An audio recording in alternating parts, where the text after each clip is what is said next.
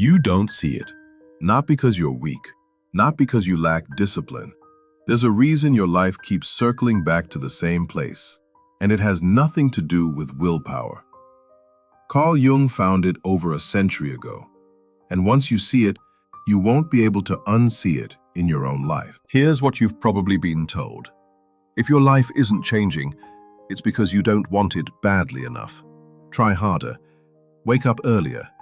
Read another book. Set another goal. That's the story our culture sells you, that transformation is a matter of effort. But what if that story is backwards? What if the very part of you trying to change is being quietly overruled by a part of you that's working just as hard to keep everything the same? Jung didn't see stagnation as failure. He saw it as strategy, and the data backs him up in a way that should stop you cold. Researchers at the University of Scranton found that the vast majority of New Year's resolutions fail. Almost a quarter of people abandon their goal within the first week. Not the first year, the first week. That's not a coincidence, and it's not laziness. Something in the brain and the psyche is actively pulling the emergency brake. Today, we're going to trace that mechanism all the way down, from Jung's earliest clinical discoveries to the actual wiring of your brain, to the exact moment change becomes possible. Think of Howl from Hayao Miyazaki's Howl's Moving Castle. He swallowed a falling star to escape death, and it trapped him in a beautiful, chaotic, eternal youth. He never has to grow up, he never has to commit, and he never has to face who he really is. It takes someone like Sophie, cursed into the body of an old woman, to finally move him. Because she's no longer afraid of time, and that's the whole story hidden inside your own resistance to change. Some part of you would rather stay a beautiful mess than risk becoming something real. Here's where it gets real. That resistance isn't just poetic, it's physical. Deep inside your brain sits a network called the default mode network. It activates the moment you stop focusing outward and turn inward. And it's responsible for building the story you tell about who you are. This network is, in a very real sense, the biological home of your ego. It builds your autobiography, the memories, the self-image, the internal narrative of, "This is who I am." And under normal conditions, it works beautifully, adjusting as life throws new information at it. But under stress, depression, or chronic stagnation, this same network stops adjusting. It becomes hyper-connected, rigid, stuck on a loop. Neuroscientists call it maladaptive rumination. Your brain replaying the same defensive story about yourself over and over, refusing to write a new chapter. Scientists actually have a way to measure this. It's called brain entropy, how flexible, adaptable, and alive your neural activity really is. A healthy brain is unpredictable in the best way. A stuck brain becomes eerily predictable. And predictability, it turns out, might be the real definition of a rut. In his Terry Lectures, later published as Psychology and Religion, Jung wrote something that quietly reframes everything we think we know about mental struggle. He said, "Neurosis is always a substitute for legitimate suffering." Read that again. Your stuckness might not be the problem. It might be a stand-in for a pain you never let yourself feel. Legitimate suffering is the pain life owes you. Grief after a death, the ache of rejection, the fear that comes with illness. It's organic. It arrives, it hurts, and if you let it move through you, it actually changes you. It's how the psyche grows up. Neurosis is the psychological tax we pay for refusing that pain. When a truth hurts too much, your mind builds a fortress to block it out. It denies, it projects, it turns back the clock, and in the short term, the fortress works. You feel safe. But that unfelt pain doesn't just evaporate. It goes deep into the basement of your mind, quietly mutating into a compulsion, an unexplained panic, or a permanent, suffocating sense of being stuck. There is a hidden trapdoor in this process, and most people fall straight through it. It's the difference between suppression and repression. Suppression is a conscious choice. You feel the anger, you feel the urge to quit, but you grit your teeth and hold it back. It's exhausting, but you remain whole. Repression is terrifyingly different. It is entirely unconscious. It is your mind making an executive decision to erase a problem from your awareness without your permission. And that buried conflict is what manufactures your daily symptoms. This lines up almost perfectly with a modern therapy model called internal family systems. It suggests your mind isn't one voice, it's a system of parts. Some parts protect you, some parts carry the old wounds, and your so-called neurosis? It's often just a protector, working overtime, guarding a wounded part of you it never once touched again. Jung had his own language for the energy behind all of this. He called it libido, but not in the narrow sexual sense Freud used it. For Jung, libido was simply life energy itself. And that energy moves in one of two directions, forward into the world or backward into yourself. Jung called the forward direction progression, your daily adaptation to the world. But when life throws up a wall you can't get past, a failed relationship, a career collapse, a threshold you're not ready to cross, that forward energy has nowhere to go. It backs up, like a river hitting a dam. When that energy can't move forward, it doesn't just sit there, it moves backward into the unconscious. And in doing so, it reactivates the past. Old childhood patterns, parental relationships, ways of coping you haven't used since you were small. Suddenly, you're an adult reacting like a child, and you don't know why. There's a name for why this pattern is so hard to break. Psychic inertia. Just like a body in motion resists changing direction, your established coping mechanisms, the ones forged in childhood, resist changing too. The longer a pattern runs, the harder it becomes to shift. Inertia isn't a metaphor here, it's mechanical. And here's the part almost nobody talks about. This regressed energy doesn't just stay in your head, it goes into your body. Jung documented patients developing digestive problems, appetite loss, and a whole range of physical symptoms with no medical cause. The unconscious conflict wasn't just a feeling, it was showing up in their stomach. Modern therapy has its own term for the pattern underneath all of this: experiential avoidance. It's the simple refusal to stay in contact with painful feelings, memories, or sensations. You distract, you overwork, you numb. And every time you avoid the discomfort, you also avoid the only thing that could have moved you forward. This discovery started in a hospital in Zurich, where Jung ran something called the word association experiment. He'd say a word, mother, money, death, and time how long it took patients to respond. Sometimes their hands would shake, their breathing would change, all from a single word. Something was clearly hiding underneath. Jung called what he found a complex, a cluster of emotion, memory, and meaning dissociated from your everyday awareness.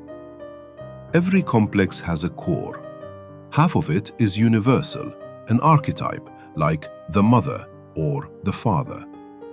The other half is personal, your own specific wounds tied to that theme. The defining trait of a complex is its charge. It behaves like a magnetic field. Any experience with a similar emotional frequency gets pulled straight into its orbit, feeding it and strengthening it. That's why one small comment from a stranger can detonate a reaction that has nothing to do with them at all. Because these complexes are cut off from your conscious ego, they behave like separate personalities inside you. What Jung called splinter psyches. They have their own logic, their own will, and when triggered, they can override your conscious intentions completely. which is exactly why you sometimes do the thing you swore you wouldn't do. Jung described this dynamic in stark terms. The complex forms what amounts to a shadow government of the ego, ruling from behind the scenes. The comforting idea that you are one single, unified you in control of your own mind? Jung considered it a myth, a useful one, but a myth nonetheless. And this isn't just psychological theory, it's physically measurable. A triggered complex sends an immediate signal through your autonomic nervous system. Heart rate spikes, breathing changes, skin conductance shifts. That's why you can't just think your way out of a triggered reaction. Your body already picked a side before your mind caught up. This idea didn't come from Jung alone.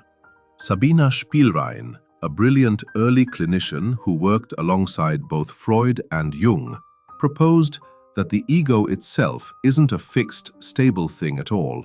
It's a structure in constant flux, made of smaller entities competing for control. Her work quietly shaped everything Jung built afterward. This is also where repetition compulsion comes in, a pattern Freud first noticed in patients who kept acting out old childhood traumas instead of simply remembering them. They didn't recall the pain, they relived it over and over, in new relationships, new jobs, new disasters, all felt strangely, uncannily familiar. Freud thought this proved some kind of biological death drive, but modern neuroscience offers a more grounded explanation. Trauma resets your nervous system's baseline. Chronic stress or shutdown becomes what normal feels like in your body. So a calm, stable life doesn't feel safe. It feels foreign. And the nervous system quietly starts steering you back toward the chaos it knows. Psychoanalyst Kalsched studied this at the deepest level, in survivors of severe childhood trauma. He found the traumatized psyche literally splits in two to survive. One part regresses, hiding as a vulnerable, childlike self deep in fantasy. The other rushes forward, building a hardened, hyper-capable outer shell to face the world. Here's the cruel twist. That protective part doesn't stay a protector forever. Over time, it turns into an inner persecutor, attacking any real chance at intimacy, growth, or vulnerability, because to that part, connection equals danger. Every time you sabotage your own progress right when things start going well, this might be why. This is the exact psychological engine behind what Jungians call the Puer Aeternus, the archetype of the eternal child. Think back to Howl, swallowing a falling star to stay frozen in an uncommitted, beautiful youth. In the real world, this isn't a magical fairy tale. Jungian analyst Marie-Louise von Franz, one of the field's most respected voices on this pattern, spent her entire life tracking this exact pattern in brilliant, broken adults who refused the realities of the physical world. Von Franz warned that the eternal child lives what she called a provisional life. It's the constant, agonizing feeling that your real life hasn't actually started yet. That this current job, this current relationship, this current city is just a temporary rehearsal. You are bursting with genius, full of ideas, yet you build absolutely nothing. An artist who never touches a canvas, a writer who never finishes a page. You drift in a permanent daydream because concrete reality feels like a cage. Von Franz was clear about the cure. And it isn't more insight, more therapy talk, more analysis. It's structure, a job, a routine, responsibilities you can't run from. She said, the poor must learn to move like a turtle, slow, grounded, submitting to the weight of real life, instead of flying like Peter Pan, forever above it. Jung believed life unfolds in two distinct halves, each demanding a completely different psychology. The first half, roughly the first 40 years, is about building outward, career, family, identity, approval. It's ego expansion. And for a while, that's exactly the right project to be working on. But at some point, that same project stops working. And that's when Jungian analyst James Hollis says something profound is actually happening. The middle passage. It's the moment careers, relationships, and status stop delivering meaning, no matter how much you pile on. It isn't a breakdown. It's a summons from the psyche to grow up all over again, differently this time. You've probably seen the quote, "I am not what happened to me. I am what I choose to become." It's everywhere online, always credited to Jung. It isn't his. It's a paraphrase of ideas from Hollis's own book, Swamplands of the Soul. What Jung actually wrote is far more humbling. It is not I who create myself, rather, I happen to myself. Which brings us to one of the strangest cases in the history of psychotherapy. Jung was treating a brilliant, deeply rational woman, the kind of patient who could out-argue every interpretation he offered. She was completely closed off, protected entirely by her own intellect. Nothing could get through until one single session changed everything. She began describing a dream. She'd been given a golden scarab, the ancient Egyptian symbol of rebirth. At that exact moment, Jung heard tapping at the window. He opened it, and a real beetle flew in. The closest thing in Europe to a golden scarab. He caught it mid-air and simply said, "Here is your scarab." That single moment, an internal dream meeting an external event with no possible explanation, is what Jung called synchronicity. And it did something no argument ever could. It dissolved her certainty that mind and matter were separate, sealed-off things. Her rational armor cracked. And for the first time, real change became possible. Once that rigidity breaks, Jung believed the psyche needs a guide to move toward wholeness. For a man's inner world, that guide is what he called the Anima, the unconscious feminine, the bridge between the conscious ego and everything hidden beneath it. And it doesn't appear all at once. It matures in 4 distinct stages. First, Eve, pure instinct, projected onto the mother, all safety and dependency. Then Helen, romantic, idealized, the fantasy that always ends in disappointment. Then Mary, capable of real devotion and lasting intimacy. And finally, Sophia, wisdom itself, an inner guide fully integrated, no longer needing to be found outside yourself at all. This exact progression plays out in Hermann Hesse's novel Steppenwolf. The protagonist is too rigid to integrate one whole anima, so his psyche splits her in 2. Maria, pure sensory joy, and Hermine, deep wisdom and structure. When he tries to violently control Hermine instead of surrendering to her, the whole transformation collapses. Let's look at a cold, uncomfortable truth that traditional self-help rarely tells you. Up to half of all people who finish a full course of traditional talk therapy still do not experience clinical recovery. And of those who do manage to escape depression, 50% eventually slide back into the dark. This is not a personal failure. It is raw, scientific proof that your coping mechanisms are not just bad habits. They are deeply carved into the physical architecture of your brain. So if insight alone isn't enough, what actually moves the needle? Start here. Stop asking, "Why am I like this?"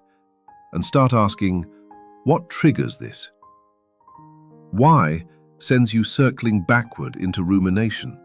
What points you forward towards something you can actually observe, name, and eventually change? And drop the 21-day habit myth entirely.